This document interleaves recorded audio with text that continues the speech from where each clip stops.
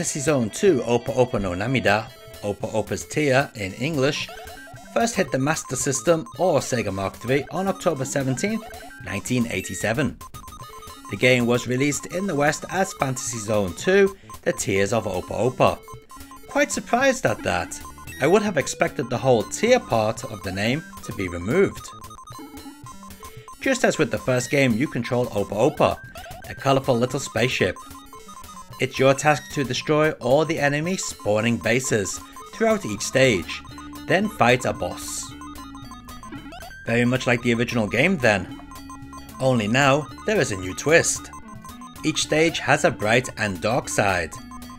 In this original version of the game, each stage has 3 areas, all with their own enemy bases to destroy. The game lacks rapid fire, which is quite the challenge due to the standard weapons being rather weak, but there is hope. Shops uncovered at key points allow the player to purchase upgraded weapons, bombs and speed ups, as well as extra lives.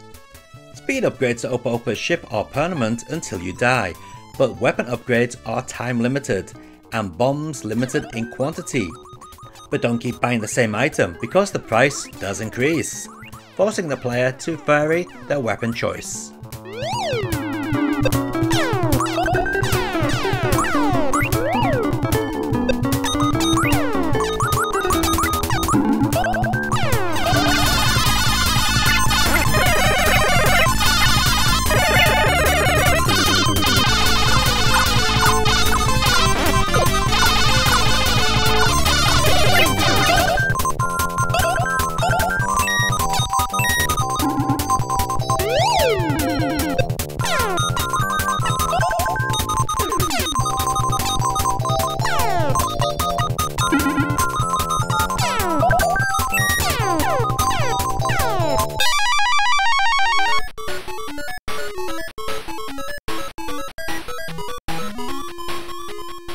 Now this is a strange one.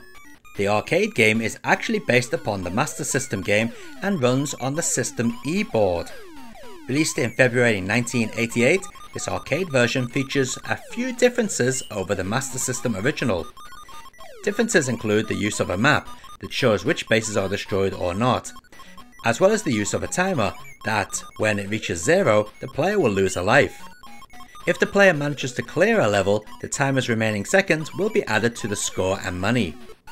The audio is also different than that found on the Japanese Master System in terms of actual instruments used. I personally think it is much harsher here, but that is because this doesn't use FM audio like the Japanese Master System version.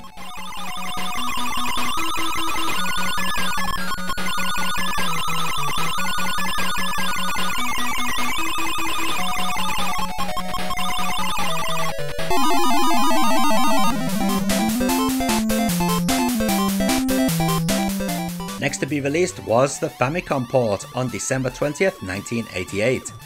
This port was developed by Sanritsu Denki Systems and released by Sunsoft. This is one of those games that really shows the power of the Master System over the Famicom. Sanritsu, who made this, are no slouch at development. They made the awesome Game Gear Fantasy Zone II, but even they couldn't pull out the smooth scrolling, vibrant colours and detail found in the Master System game here on the Famicom. That's not to say this is a bad port though. It still plays well, has all the stages and challenge from the original. It just doesn't look as nice.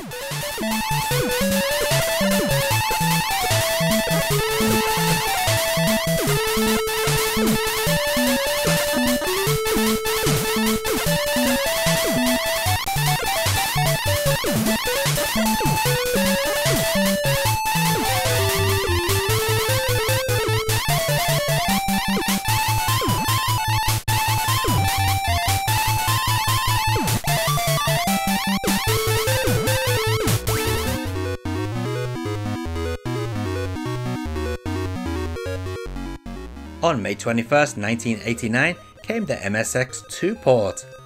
This time the game was handled by Altia Double and released by Pony Canyon. This is easily the black sheep of the family. There are so many problems with this port. For a start, the way the screen updates on the left and right is really off-putting. couldn't that have been masked out? The graphics, while being colourful, look like shit.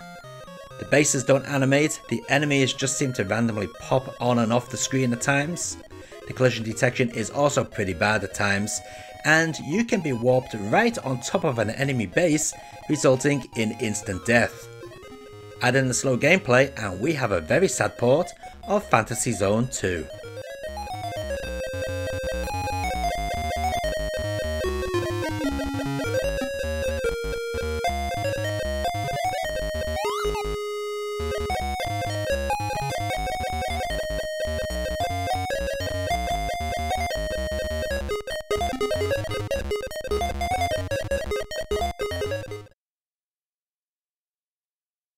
We'll finish up with the M2 arcade remake for Sega's System 16 hardware.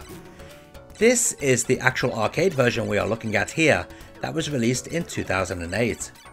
This version was also released on the Sega Ages 2500 series for PlayStation 2 as Volume 33 on September 11, 2008.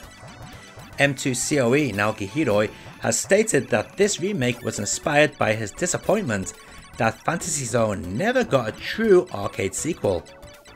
I played the Master System game a lot, Hori explained, but in my heart of hearts, I really wanted to see it on the arcade hardware. To ensure that the remake was to be authentic to System 16's unique hardware capabilities and limitations, M2 developed the title on a real System 16 hardware with a modest memory increase to 256 kilobytes. Which M2 dubbed System 16C. It follows the original Fantasy Zone 2 only very loosely, pulling enemies, music, locations and gameplay elements from the Master System game and pairing them with completely new content and elements of the original arcade Fantasy Zone. The most noticeable change is to the level structure. Rather than having several distinct zones in each stage that must be cleared, each stage in the remake has two parallel dimensions, bright side and dark side, of comparable size to the levels in the first Fantasy Zone. Bases destroyed in one dimension will also be destroyed in the other, making it possible to clear the level entirely on one side or the other.